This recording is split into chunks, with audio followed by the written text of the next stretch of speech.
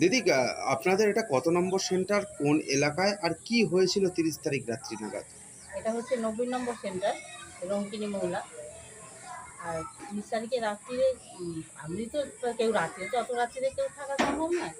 এবার তারপর রাত্রে আমি খবর পেলাম যখন, তখন পৌনে 2টার সময় দিদি আমার ফোন করে জানালেন যে এরকম চুরি হয়ে গেছে। 1 বস্তা ডাল আর কিছু চাল নিয়ে চলে গেছে। এটা কি অঙ্গনওয়াড়ি কেন্দ্র? এটা অঙ্গনওয়াড়ি কেন্দ্র। কিরকম অবস্থা এসে দেখলেন যে কিরকম অবস্থা রয়েছে? এসে দেখলাম এই চাল নিয়েছে, এবার চাল ছড়িয়ে ইয়ে করে ছিল, চাল আবার আমি আজকে ইয়ে করে রাখলাম, বস্তাটা রয়েছে। চালটা কেটে নিয়েছিল আর এই ডালের বস্তাটা নেই। 1 বস্তা ডাল নিয়ে হ্যাঁ, গেছে। বস্তা ডাল।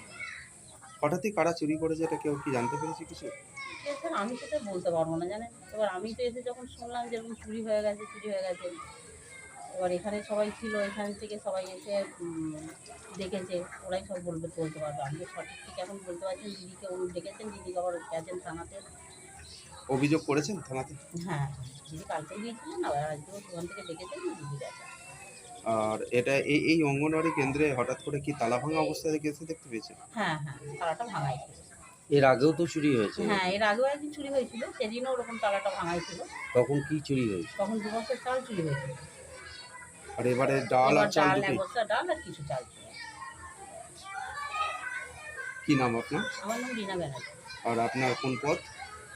আমি সহায়িকা।